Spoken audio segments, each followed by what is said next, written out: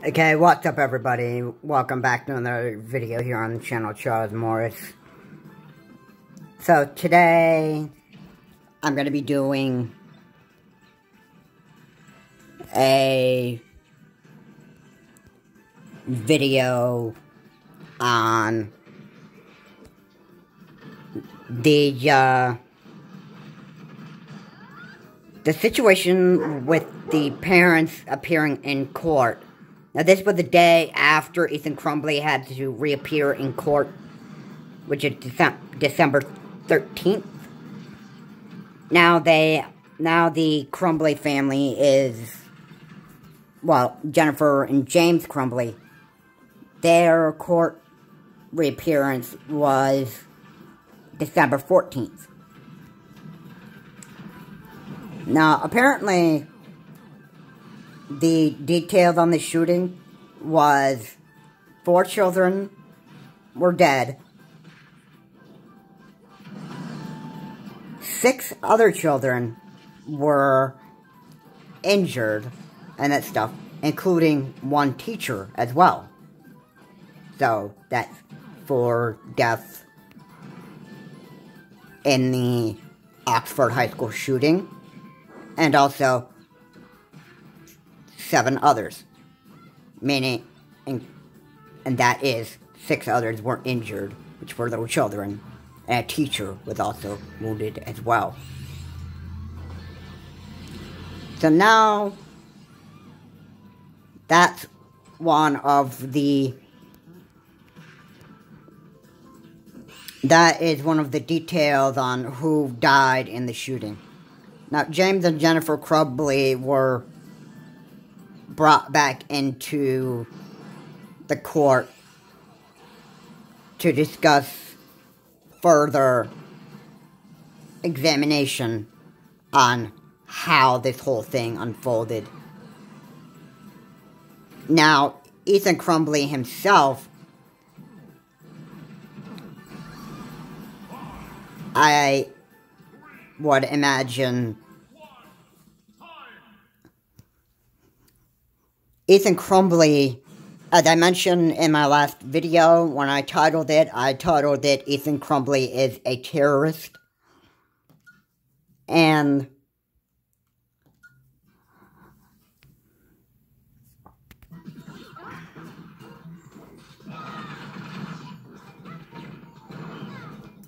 what I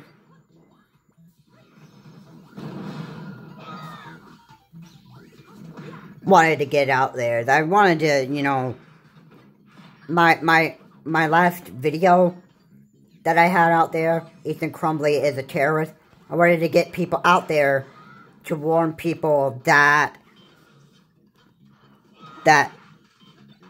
this guy, as far as you know, you heard stories about him playing video games when he was younger, and this is from Inside Edition. He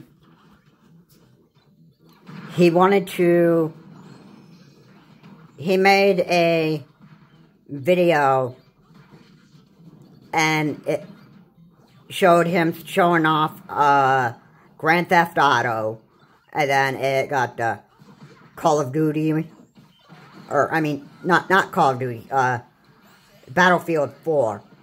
Call me up if you want to play that in. That's what he said. Said, call me up if you want to play that.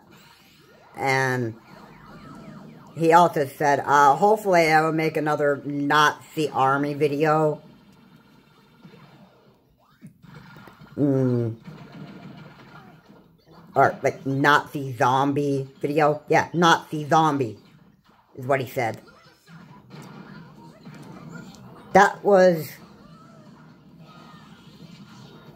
let me say this, Inside Edition was making him, saying that this was a kid, like, a normal kid in the neighborhood, and that stuff.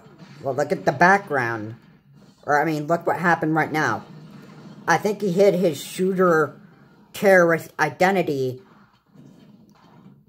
at his young age, and eventually he got so confused with playing a violent video game that he started going and acting like that he is Death, the destroyer of worlds. And there's a video game that somebody else makes that line. And Crumbly went out there and he, you know, shot up people. So, yeah. So, yeah. Whose bright idea is it to just, you know, play something so violent where it involves, like, guns and explosions and that stuff, and you just play that to the point where you get to thinking that it's just okay to do this in real life. It's not. And Crumbly experienced this the hard way. He went to go with the shooting as planned, and then what happened was he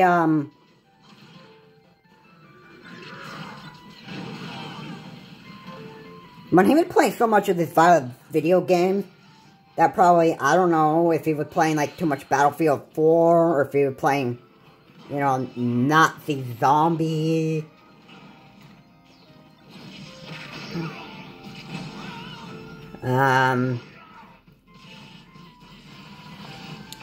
But I'm pretty sure he was playing like something so violent that involved, like, you know, guns and blowing people up and, you know, all that stuff, and that he just, you know, decided to, you know, act like, oh my goodness, somebody help me. These thoughts just won't stop coming to my head.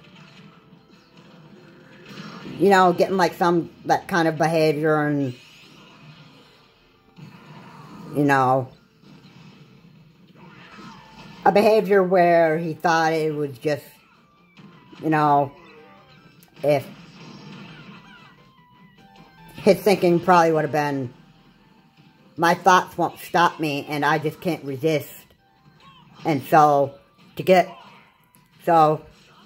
his thinking would be, if these thoughts won't stop and that stuff, then maybe the Oxford shooting at the high school will help me get rid of this, that stuff. There was warning signs that Crumbly was going to plot for killing people.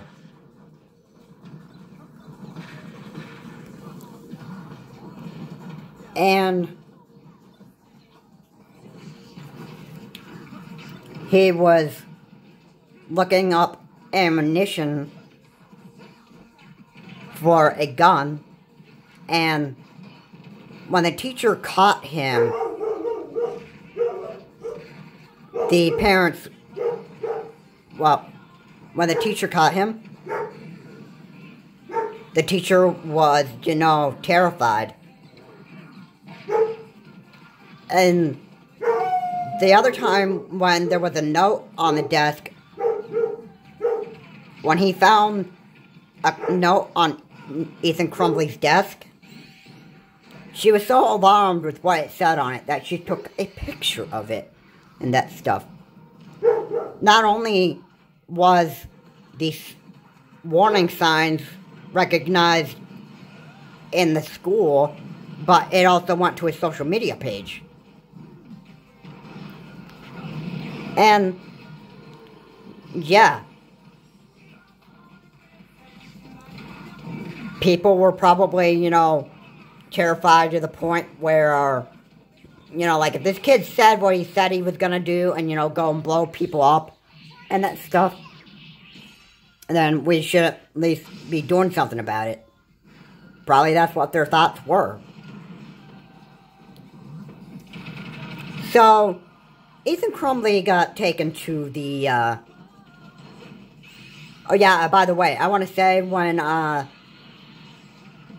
Ethan Crumbly got caught by the teacher looking up ammunition and that stuff, there was text exchanges between Ethan and Jennifer Crumbly, and Jennifer Crumbly was like, LLL, Ethan, you need to learn to not get caught. Like, the mother thought it was, you know, a big joke that he was going to go shoot up people.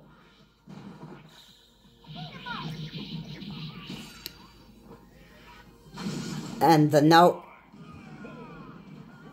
that was left on his desk,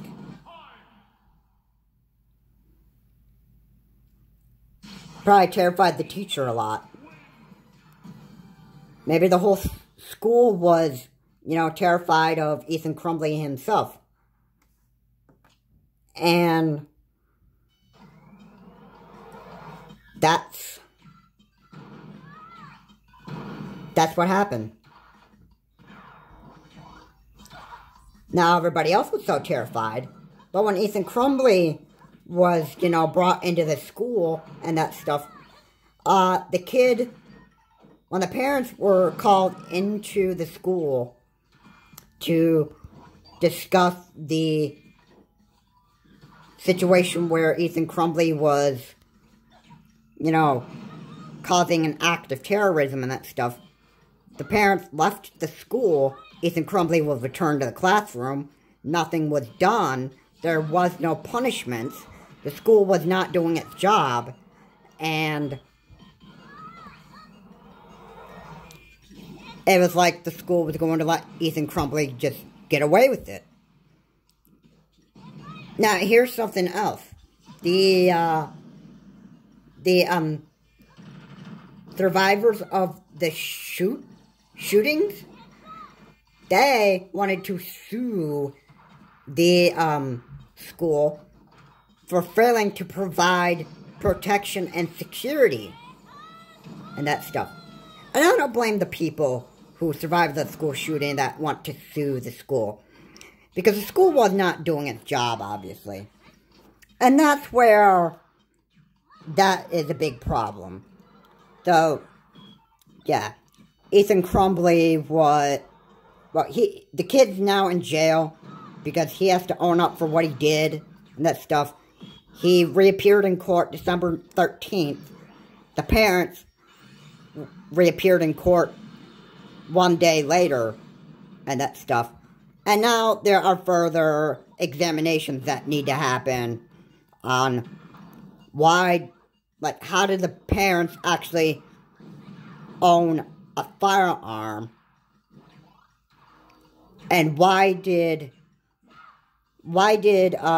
James Crumbly buy Ethan Crumbly a firearm for Christmas? Why did he do that? That's the kind of answers that we would probably want to be looking for right now. And that is, well, I think that's one piece of evidence that you would want to be looking for. So, yeah, that is something I want to be making a point on right there.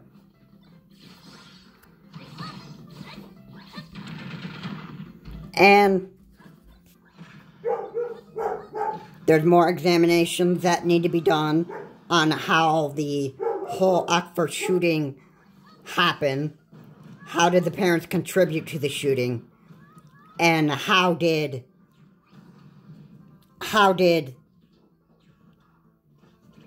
this whole thing even happen in the first place?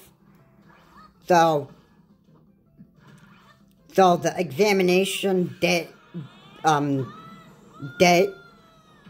think it's going to go as far as February 8th. So they can actually get the evidence that they need to actually, you know, file, like, a case against the Crumblies.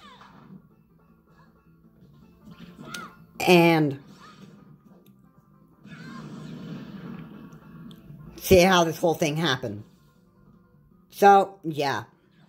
And by the way, just because people play violent video games, okay, they have enough, well, most people have enough knowledge to know that when you play a violent video game and that stuff, that you know it's, you know, bad to do in reality and that stuff, and you don't go out and do that stuff. There are people that play video games and actually know how they should act in the real world. And then there is the stupid, who just play violent video games, and then sooner or later, they just go out and start blowing up people or killing them. And those people just don't even have... They just don't know the right way of living. And, you know what, ultimately, especially when you commit crimes like this during the holidays and that stuff, and you want to spend the rest of your holidays in jail and that stuff, that's sad. And you won't be having your family and relatives around you and that stuff. They can call you up when you're allowed to call people up, but other than that, no. So, yeah. That's what I wanted to be getting at. And, you know, there'll be more videos that I have when we gather, or when the court gathers, you know, more data and, you know, more evidence on, you know, how did this whole thing happen. And take it from there. So, yeah. Violent video games don't cause violence. It's the idiots that, you know, play these violent, you know, rated M for mature, or, you know, this shooting blood and violence, you know. There are people that just play these things too much and that stuff, and then they get to thinking that, you know, they have, like, a desire to be doing a school shooting or mass shooting just to get the, just to get their desires filled and that stuff. While there are other people that play video games that are violent and that stuff, and involves guns and that other stuff, and they have the right minds to know that they can't and go do this in reality. It's even the same as, you know, like Wario taunting on his bike in Super Smash Bros. Ultimate, and there's a tip that says, don't try this at home. Well, number one, it's safety. If you want to go out and you want to do stupid stuff in video games and that stuff, that's your problem. And you want to spend holidays in jail and that stuff, well, I'm going to say sad for you. Or if you know, do something so stupid to yourself, like, you know, taunt on a bike or whatever and that stuff, and you want to spend your Christmas in, like, you know, I don't know, hospitals and that stuff, and, you know, you don't want to be, you know, completely healthy, or, you know, have a good time with other people and that stuff, then so be it. Anyway, guys, thank you so much for watching. If you liked what was said here, please comment, like, and subscribe to the channel, Charles Morris. And I will see you in my next video. And, you know, there's more evidence that is going to have to be dug up so that we actually know how this whole shooting actually even happened. This is Charles Morris. Have a good day. I will see you all later.